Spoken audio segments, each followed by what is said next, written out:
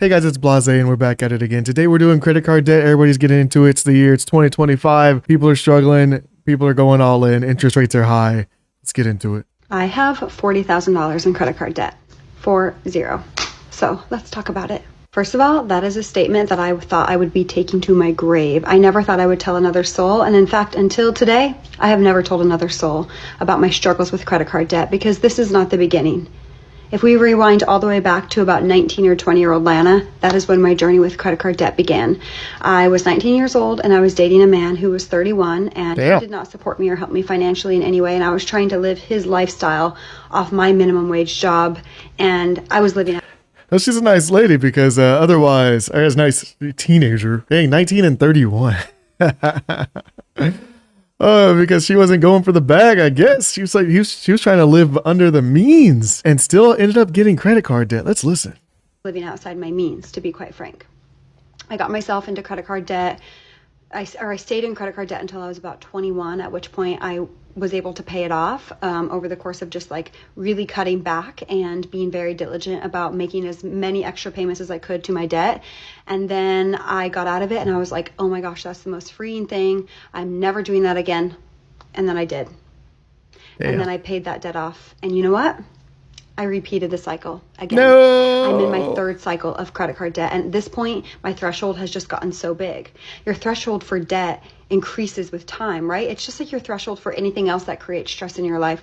Over time, your body has to adapt to the current conditions. So your threshold for what it can hold expands. So right now. But I think that one of the major things is that she successfully paid off all her debt. And then she's like, oh, wait, I can handle this amount of debt. And if I know that I can eventually pay it off. And I think that was sometimes that strength is definitely a weakness when it comes to building up all this debt, because sometimes there's a mountain that you won't be able to climb, or maybe you have some type of burden that you didn't have before that's holding you back from paying off the debt. Now the number 40 probably feels staggering to some of you, but it's not a number that I feel fear around. So why am I sharing this with all of you? Well, because this debt that I've carried on and off for almost all of my 20s has cultivated so much shame for me. So much shame. I directly had my self-worth tied up into my financial picture. And so I thought that because of the fact that I had this debt, I was not worthy. I was not worthy. And as I've been doing a deep dive into my subconscious mind, just really into my psyche in general over the last couple of years, I have looked at everything very, very, very honestly. But money's been the one thing that I've been avoiding. The one thing that I've been avoiding. And over the last month, I have gotten to a place where I cannot avoid it anymore because I am in a very unique situation when it comes to my finances. Unique situation. And I've been doing all of this subconscious work. And as I sat in meditation yesterday, this just came up out of nowhere that I need to talk about it. I need to talk about it. So I first started by having conversations with my closest girlfriends because they didn't even know. And after I had spoken to them, I felt the shame just dissipating and leaving my body. And I thought, I'm going to share it with the world. I think I've always... That's good. Yeah, you definitely don't need to be shameful of anything. It's something that you're to experience, something that you're going through. It's your season of debt and you got to get it out. You got to talk about it and you got to handle it. Because if you don't talk about it, you're sitting there and it's, out of sight, out of mind type of deal. Like it's in my app somewhere. I close the app and then the debt goes away. But yeah, you got to get it out there, talk with people, see if you can get some type of support system going so you can handle this debt. Known that I was eventually going to share it with the world. I just wasn't feeling ready. And so I'm sharing this with you because I know that so many of us struggle with debt. I know so many of us are in debt right now, and I need you to remember that money is not moral.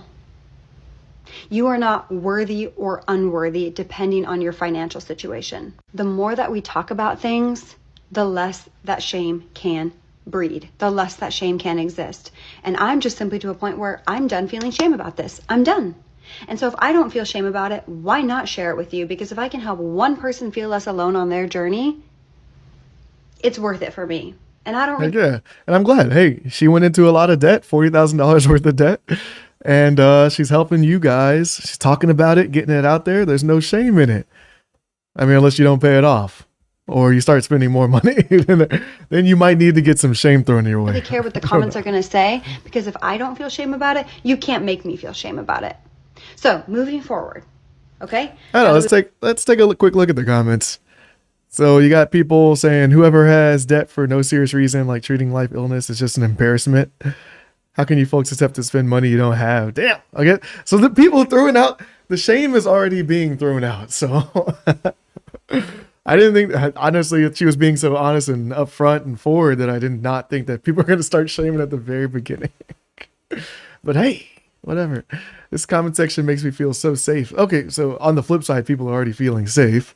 Let's see that 20K in debt in March and then bringing it down. Awesome. Just paid off 22K in credit card debt. Hell yeah.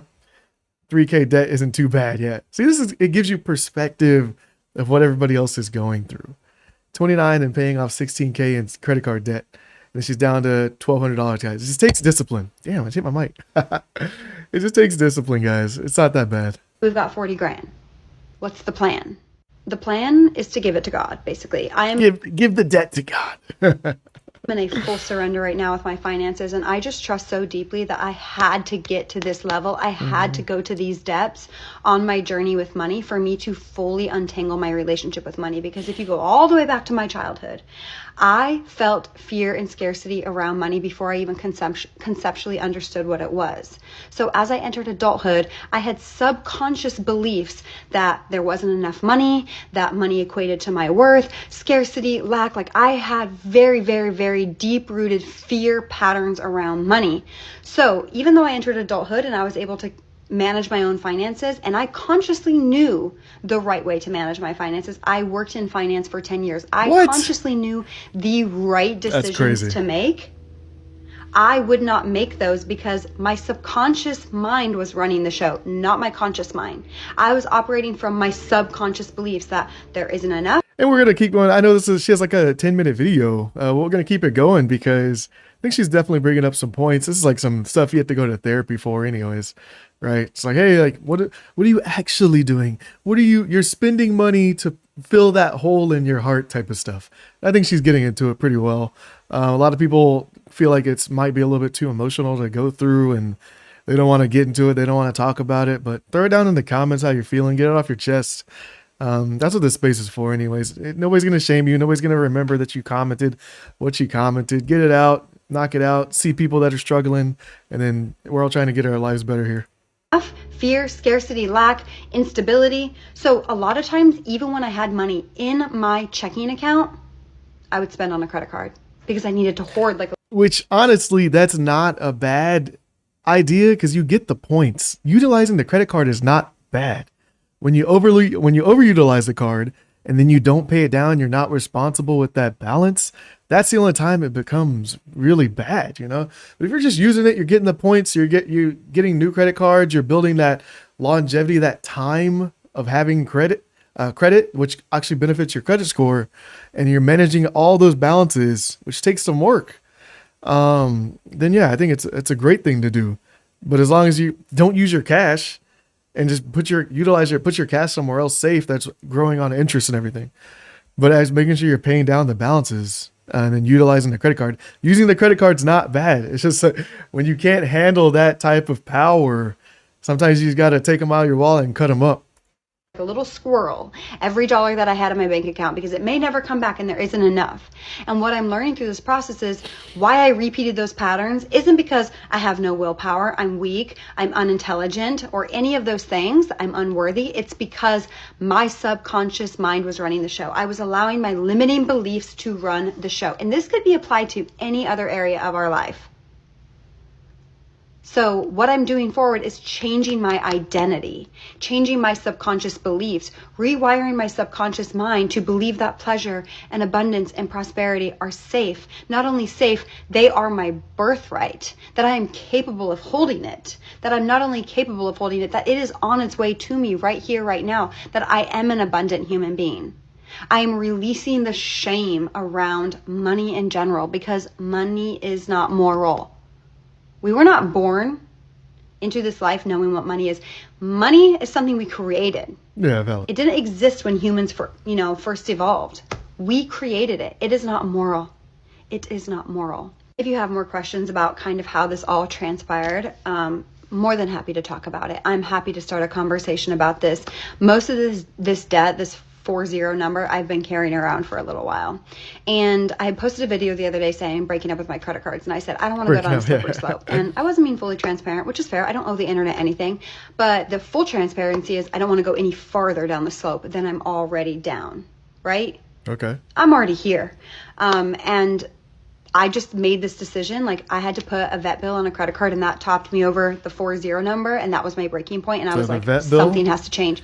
Okay, so it's you know, healthcare related, taking care of your pets, which to a lot of people is their family. So a lot of people definitely go into debt over that. And medical debt now, I don't know if you know, 2025, it doesn't go negatively against your. You can charge it off for sure, and I'm pretty sure it doesn't go negatively against your credit score either. So, and not how can I work harder to make money to pay this off, but like, what do I need to look at within myself to prevent this from happening again? That's the thing too. That's why people are scared to live in America. She said, "What do I need to look at within myself to prevent this from happening again?" And sometimes you can't stop that. That's why the medical debt thing is so hard. And then she said that was a vet bill that pushed her over the $40,000 mark. With your pets too is like there's stuff that can happen to your pets that you just can't control. That's stuff that can happen to you or your family members that you just can't control. You can put stuff in place. That's where financial responsibility comes in. Like if she had vet insurance, something like that, where she's paying every month, and health insurance, we already know how that how that goes down in America. But you know, there's stuff that you can put in place to help prevent you from being like, well, damn, I threw the credit card on it. Okay, well, I guess I'll pay that off in 24 to 36 months.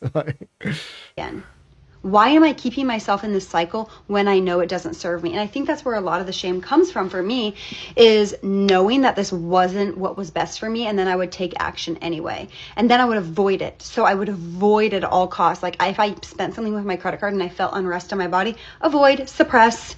When I would go to pay my credit card bills, like just only look at the credit card statement for long enough to pay the bill and then put it out of my mind, suppress, avoid, suppress, avoid, suppress, avoid, self-soothe in other ways, cope in other ways. So we're done with that. We are done with that.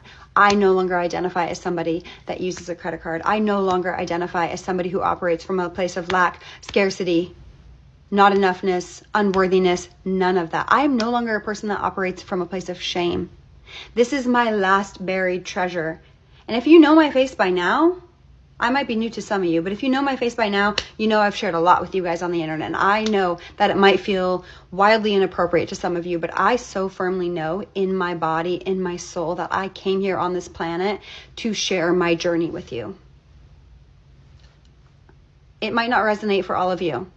And that's okay, because the ones that are supposed to receive this message and who are feeling overwhelmed by their financial situation, I know that you're going to see this. And I'm here to tell you it's not about continuously working harder. It's about looking at your subconscious beliefs. It's about looking what's going on within you. What are your beliefs around money? What are your behavior patterns around money? What is your emotional response when you think about your financial situation? What's going on in that subconscious mind, and how can we make a change? We don't get to choose our childhoods. We don't get to choose the beliefs that form about ourselves in childhood. But when we are adults, there's self-responsibility. And yeah, there's for sure self-responsibility, but then there's also going to be stuff that comes up that you literally cannot afford anymore, especially with the times changing, with all the tariffs coming and the lifestyles that people want.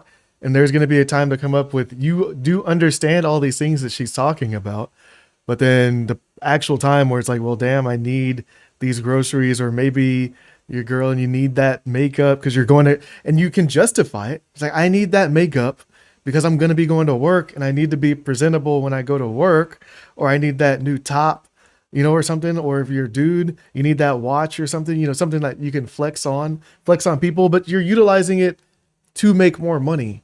But then you put that on the card and then you don't get the job, or then maybe you lose your job, but you justified it at the time to maintain that lifestyle for a good reason at the time.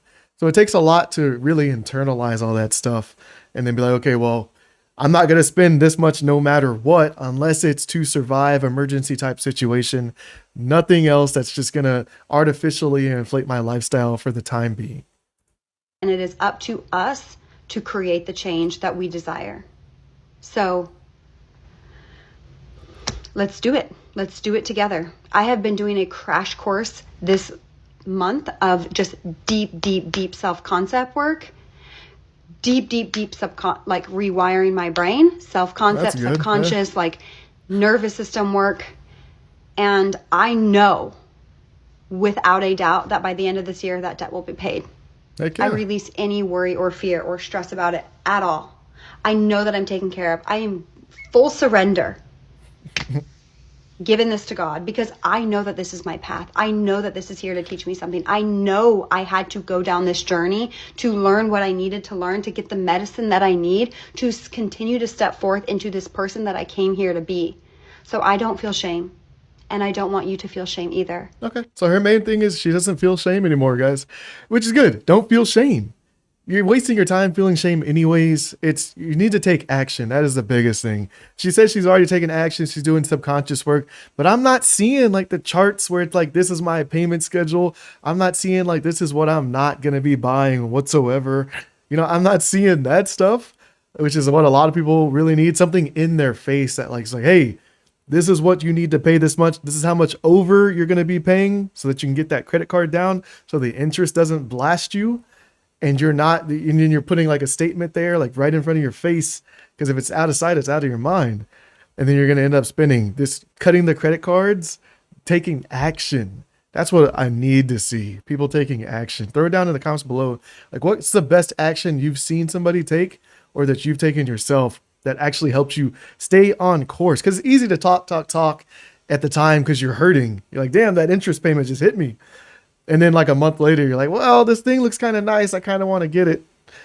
Then what do you do to put in place to be like, well, you saw it on your door or your wall or something. And it's like, hey, this is the schedule that we're sticking to. We need to stick to this for a year or 24 months to pay down the debt. Otherwise, we're just literally paying interest. Put down in the comments below what you guys do. How do you guys take action for that?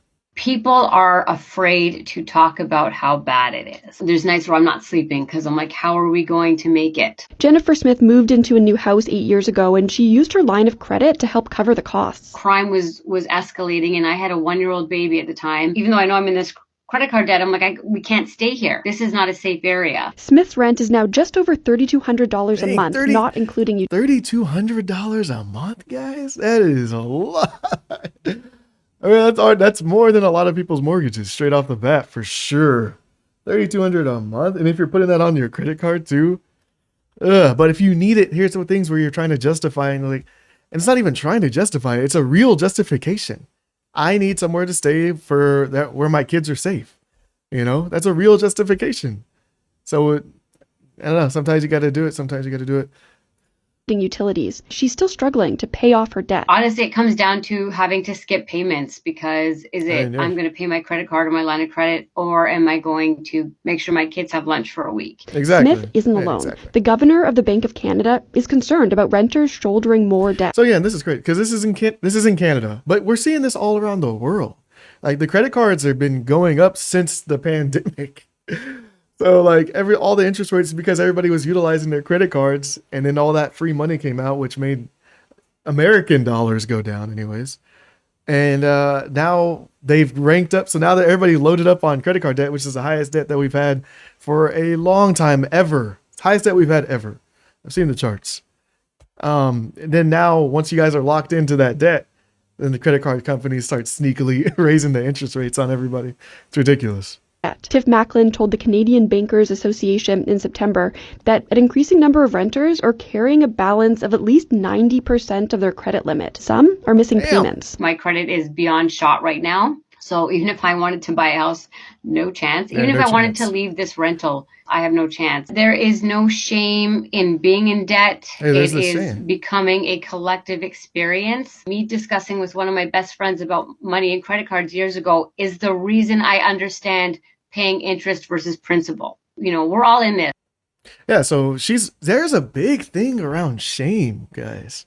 That's what we really need to understand. Like a lot of people are just feeling shame because I think we've just been caught up in the lifestyle of always trying to prove that we're somebody that we're not, just being fake and then showing off and flexing on social media and stuff. But that's coming. There comes a point to where you cannot do that anymore because you're actually hurting yourself.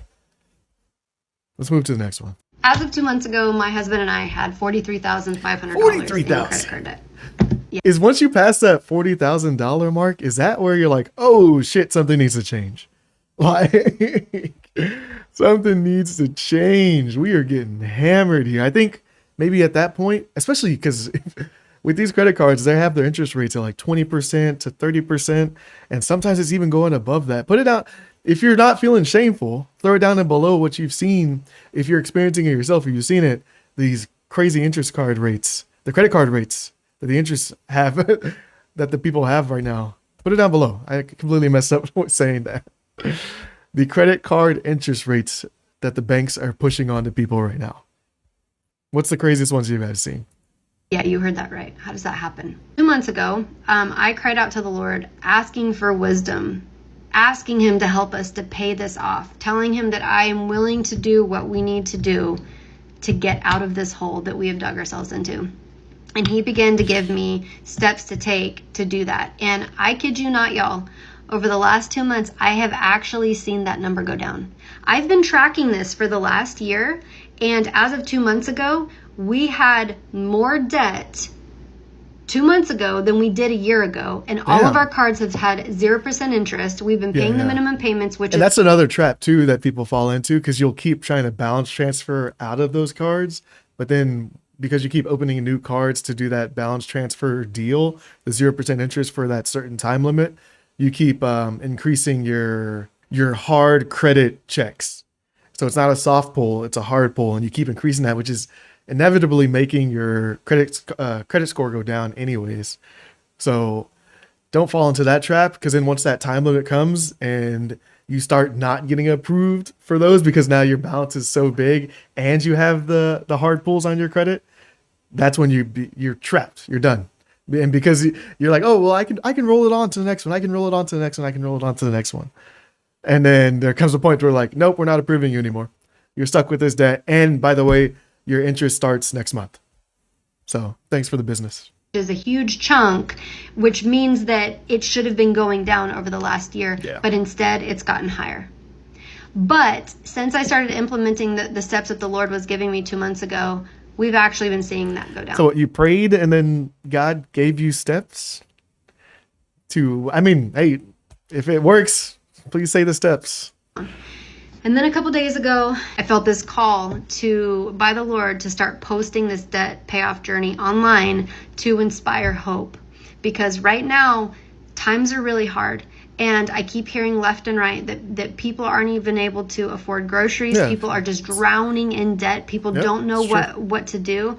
And so by sharing my story of what the Lord has been teaching us and what we are doing, I'm hoping that this will inspire hope in your situation, that no matter how bad it looks, if you follow him and you do what it is that he's asking you to do, if you're willing to have your mindsets changed, you can get out of this hole that you are into. If you have been in debt and you have gotten out of it, I'm totally teachable. Please post it in the comments, like what you have done that has helped you. If you're not. All right, let's pause it. Let's go over to the comments real fast. We say we are in the same boat with just about half of your number. So they have about 20 G's worth of debt. They're drowning and they're ready to pay it off. Okay, you want to start being able to pay it? Cool. I do a budget, a certain amount for fun money. See, this is the actual actions. You need to do a budget. You need to talk within yourself, get rid of that shame, and be like, hey, get that support system around you. Like, hey, I'm in debt. Sorry, guys. This is where that support system. It's like, sorry, guys, I can't go out anymore. I can't go out to eat to these restaurants. No, I'm not tipping 20%, 25%, 30%. I got to stay home. I got to cook. I got to go to the grocery store. I got to hit Aldi, Lidl, like, those are the conversations that need to start happening. And don't feel bad. I think that's where that real shame comes in, is when you can't go out to the bar, spend a bunch of money on drinks and stuff, especially if you're a dude. Like, you're supposed to be going out, buying girls drinks and stuff. And you're like, nah, I can't go out, guys. Not this weekend. I can't do it. I got to save money. I got to pay off this credit card debt because I bought this super nice car over here on this other side that I got to pay off. What else did I say? It started 2024 with 15K in credit card debt. She's going down to 2,400. But yeah, they're going. But it has nothing to do with God. Mindset, habit change is the big reason I've been able to do it. There's a religious aspect to it that some people do need. but it will just eventually come down to the mindset and then what habit changes you're making. It does make a great point. However, there are relatable stories in the Bible that can help you can help utilize that for your daily habits if that's what your belief system is based on, if that's what gives you strength. I don't want to judge people on what gives them strength or what doesn't, but if that's what they're going to need in order to stick to those changes that they have decided they wanted to make, no shame. All right, guys, let's go to the next one. I have kept my debt a secret from every single person in my life. The only people that knew before I told everybody last month was my husband and my therapist. That's it. Well, I can't say that I feel comfortable talking about it and I don't get anxiety talking about it. Even making these videos that I've been making since I came clean last month still is very anxiety inducing, but coming clean has helped me a lot. This past weekend, I went on a girls trip with my friends and they know about my credit card debt now. It just felt like such a weight off of my shoulders, knowing that they knew where I was financially. Of our girls weekend, we even made a note together where we listed all the activities that we wanted to do and about the price that we were expecting to spend for each thing. And that was just so helpful. So I knew going into the weekend exactly how much I needed to cover all of the things that we were going to. That's a great tip. So when you do have the discussion with your friends and just be like, hey man, I can't go out. You know, I'm trying to save money. And they're like, hey, if they're good friends, this is a good friend test too. Because if they're good friends, they'll try to work with you. They'll help you out. Maybe they'll cover for you because they just want to hang out. You know, they're friends, right? You'll cover them next time. If they need help, they can cover you this time. You know, when you're in a good spot financially, when you're in a good spot mentally, they can come and cover you. That's what friends do. You can immediately tell if they're bad friends. They're like, oh, well, okay, we'll just ask somebody else to go with us. You can stay home. Like okay. Like the fuck. We're going to do. And that was not always the case. I really used to just hand over my card. And if I didn't think I had enough on my debit card, I'd hand over the credit card. Debt is such a taboo topic. I'm 30 years old. The fact that my entire adulthood, I've gone not talking about my credit card debt to my loved ones. Even my siblings didn't know the amount of debt I had. I felt and experienced so much shame around it that it gave me anxiety keeping the secret. I feel like my anxiety around money has gotten better since I've been more open about talking about the debt that I have. It's really holding me accountable, being vulnerable and sharing the goals that I have for myself. And even after coming clean about my credit card debt, I had friends text me individually and let me know, like, oh my God, like I'm also in credit card debt. There's so many people struggling with credit card debt. It's not just us. And knowing that I'm not alone does not make me feel better because something's got to give with the wealth distribution in this world. But anyways, that's another topic. Yeah, I don't know. Maybe if you're a capitalist, or I don't think there's anything wrong necessarily with the wealth distribution. If you just put in the work, and a lot of people say, well, there's opportunity. That's all I'm going to say. There's opportunity. It's not like there's somebody really holding you back. If you feel like, wait, I don't know. I don't want to come from like a victim mindset. Like, obviously, we realize that we have certain factors or traits that could hold us back. It's definitely potential. And there's people that don't like stuff about us or you or whoever, and it could be holding them back. But if you as an individual are strong and you have a good, strong support system, even within yourself, within you have a good, strong mental foundation to fall back on and then keep pushing and keep struggling, it's only going to make you stronger as a person. Hi, my name is Mary, and my husband and I are on a journey to pay off $139,781 worth of debt. This better not be credit card debt. There's no way. That has to be like vehicle debt, maybe an RV, a boat. If that's credit card debt, you guys are cooked. That balance includes 2 credit cards, a Discover credit card with a balance of $12,933, and a U.S. Bank credit card with a balance of $13,738. Damn. We have 2 family loans that we need to pay back. One is to my parents for $750 for a down payment. Good on you guys for having a great family. I can't really loan anything from my family whatsoever. But hey, if you have a nice family support system, like, hey, can I borrow 10 G's? Can I borrow 15 G's? Hey, you're in a good spot. On a car when our car was totaled. The other family loan is to repay our children's savings account for $9,619 with some medical and emergency expenses. We have a car loan at $17,166 at 6.59% with a minimum payment of $357.03. Hey, honestly, that car loan's not that bad. $17,000, like that's 6%, and their payment's only $300. I've seen way worse. And lastly, we have our mortgage. That includes their mortgage too. Nah, I don't really want to count that. I want to see what their interest rate is. Mortgage at $85,575 at a 3.625% interest rate. Not bad. So, guys, it's been a long video. We haven't seen, I was actually scrolling through. I didn't really see that much men sharing their story about why they're in a lot of credit card debt or how they got out. I think I saw one, but that just goes to show that men are probably a little bit more like insecure or feeling shame about having the credit card debt and not being in a good financial situation, because we derive a lot of value from that and like how much we can provide. You know, that's kind of like a root system for being a rating system for being like a man. It's not like how much emotional security you can provide. It's always like how much financial security can you provide. That's what I see. But it's been a long video, guys. I'll see you in the next one. Peace.